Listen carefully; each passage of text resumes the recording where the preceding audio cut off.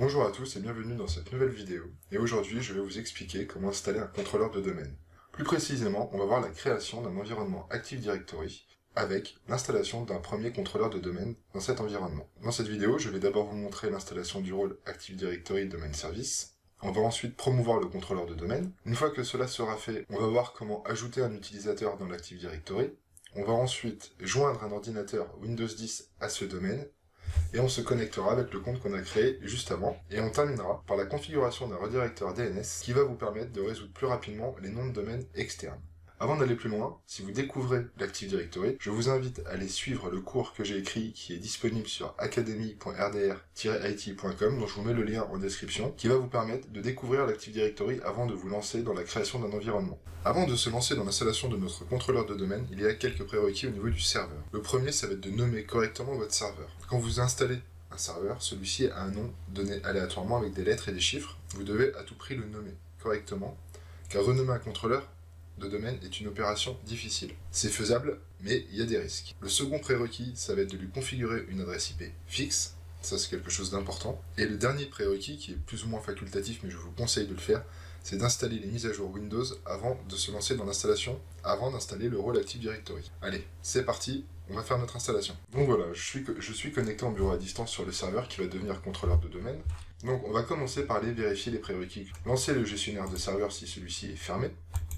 Vous le trouverez dans le menu démarrer, patientez pendant son chargement. Donc sur la partie serveur local, on peut voir que le nom de mon ordinateur c'est labdc1, donc celui-ci est nommé correctement. Et au niveau de la configuration réseau en dessous, on peut voir que j'ai bien une adresse IP fixe qui est en 10.100.0.1. Et celui-ci est à jour. Je suis dans de bonnes conditions pour créer mon environnement Active Directory. Pour ce faire, vous allez retourner sur le tableau de bord du gestionnaire de serveur et vous allez lancer l'assistant d'installation de rôles et de fonctionnalités que vous trouverez ici. Vous cliquez dessus, le lancer. Au lancement de l'assistant, cliquez sur suivant. Vous laissez sélectionner installation basée sur un rôle ou une fonctionnalité. Vous cliquez sur suivant. Donc à cette étape, il vous propose de sélectionner un serveur, donc je clique sur suivant. Ici dans la liste des rôles, vous allez venir sélectionner service ADDS.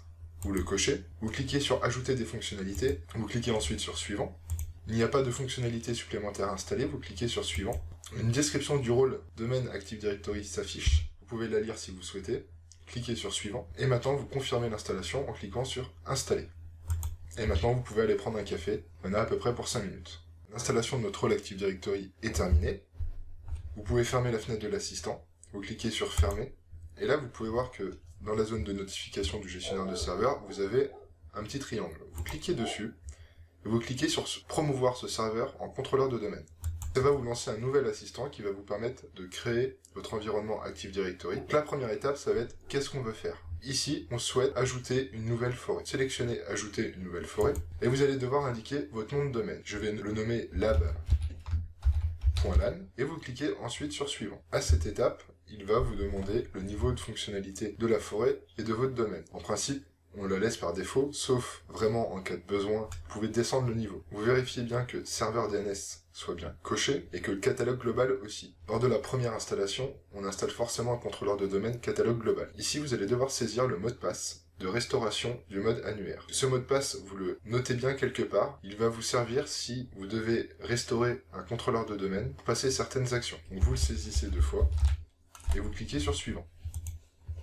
Donc là, il vous dit qu'il ne peut pas créer de délégation DNS, c'est normal, vous cliquez sur suivant. Ici, il va générer le nom NetBIOS, qui est un nom court de votre domaine, sans le préfixe. Normalement, il va m'afficher là-bas, voilà. Donc une fois que le nom NetBIOS est généré, vous pouvez le modifier ou vous cliquez directement sur suivant. Ici, l'assistant vous propose de changer l'emplacement par défaut des fichiers Active Directory. Vous pouvez directement cliquer sur suivant, sauf si vous souhaitez les mettre sur une autre partition, vous pouvez le faire, et ensuite vous cliquez sur suivant. Vous avez un résumé des options qu'on a sélectionnées. Vous cliquez sur suivant. L'ordinateur va faire une vérification pour voir si tout est bon, s'il n'y a pas de point bloquant à la création du contrôleur de domaine et de l'environnement Active Directory. Il a fini la vérification, donc tout est bon. Il y a quelques warnings qui sont pas importants, qui vont pas en fait empêcher l'installation et le bon fonctionnement de votre environnement Active Directory. Vous n'avez plus qu'à cliquer sur installer et à patienter. Pendant la promotion du contrôleur de domaine, celui-ci va redémarrer. C'est normal et il faudra vous connecter avec le mot de passe du compte administrateur du serveur.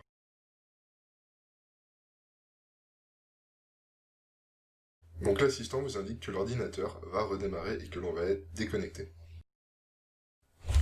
Le serveur a redémarré et le gestionnaire de serveur s'est lancé. À son chargement, on peut voir que celui-ci est contrôleur de domaine avec l'encart ADDS et DNS. On peut aussi le vérifier en allant sur serveur local. On peut voir que celui-ci n'est plus dans un groupe de travail, mais qu'il est bien membre d'un domaine, lab.lan. Sur la partie gauche du gestionnaire de serveur, vous allez retrouver également l'accès aux journaux des rôles et à leur bon fonctionnement en allant sur ADDS et DNS. Maintenant que nous avons un contrôleur de domaine, je vous ai dit que j'allais vous expliquer, vous montrer comment créer un compte utilisateur. Vous avez plusieurs consoles disponibles sur l'Active Directory. Je vous invite, si vous ne les connaissez pas, à aller voir le cours que j'ai écrit dessus où je les détaille toutes. Aujourd'hui, je vais vous présenter la console la plus utilisée qui est Utilisateur et Ordinateur Active Directory. Pour accéder à la console, vous avez plusieurs solutions. Par le menu Démarrer en allant dans les outils d'administration et en allant chercher la console Utilisateur et Ordinateur Active Directory. Ou par le gestionnaire de serveur en allant sur Outils et en cherchant la console Utilisateur et Ordinateur Active Directory.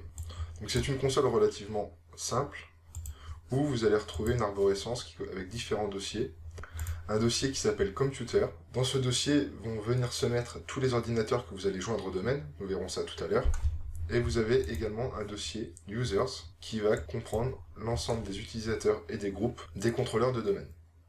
Donc ce qu'on va faire, c'est qu'on va d'abord créer, nous, une unité d'organisation pour ranger notre utilisateur. Donc vous cliquez sur le petit dossier en haut, créer une nouvelle unité d'organisation, et vous la nommez. Donc ici on va l'appeler utilisateur. Une fois que vous avez rentré le nom, vous cliquez sur OK, et celle-ci est disponible dans l'arborescence. On va maintenant créer notre utilisateur. Vous avez plusieurs solutions, vous pouvez passer par la barre en haut, en cliquant sur l'icône utilisateur, ou vous pouvez faire un clic droit, nouveau, utilisateur. Vous allez devoir entrer son prénom, on va l'appeler Jean, son nom de famille, Martin. Le nom complet est automatiquement généré par son prénom et son nom. On va maintenant indiquer son identifiant. Donc ça va être jean.martin@lab.lan ou en utilisant le nom NetBIOS, lab, anti-slash et l'identifiant qu'on a configuré. Vous cliquez ensuite sur suivant. Là on va indiquer son mot de passe. Donc il y a une certaine complexité à respecter pour que ça soit valide. Vous avez plusieurs options au niveau du mot de passe. Moi ici, je vais décocher le fait que l'utilisateur doit changer son mot de passe à la prochaine ouverture de session. Et je vais cliquer sur suivant. Il me donne un résumé de l'utilisateur qu'on va créer. Je clique sur terminer. Mon utilisateur est maintenant présent dans l'Active Directory. Maintenant, ce que je vous propose, ça va être de joindre un ordinateur à ce domaine et ensuite d'ouvrir un compte sur cet ordinateur avec Jean-Martin. Là, on est sur un Windows 10 et on va le joindre au domaine. Vous devez respecter un prérequis pour joindre l'ordinateur au domaine, c'est que celui-ci puisse résoudre le nom. Dans la grande majorité des cas, on va indiquer un contrôleur de domaine en tant que serveur DNS. Ce que j'ai déjà fait. Donc on peut le vérifier à l'aide de la commande ipconfig. Le retour de la commande m'indique bien ici que mon serveur DNS, c'est mon contrôleur de domaine. Ce qu'on peut faire aussi pour s'assurer qu'on ne va pas avoir de problème, c'est de faire un ping sur le nom du domaine. Donc là c'est bon, il est bien résolu. Donc on va maintenant passer à sa jonction au domaine. Pour ce faire, vous avez plusieurs solutions. Vous pouvez passer par de la ligne de commande ou de l'interface graphique. Ce que je vous propose de voir maintenant, comment le faire avec l'interface graphique. Vous ouvrez les paramètres de l'ordinateur, vous passez par le menu démarrer et vous cliquez sur l'engrenage, paramètres. Vous allez ensuite sur système, à propos. Ensuite vous allez sur la droite et vous avez renommé ce PC avancé. Vous cliquez dessus. Donc là ça va vous ouvrir les anciennes propriétés système.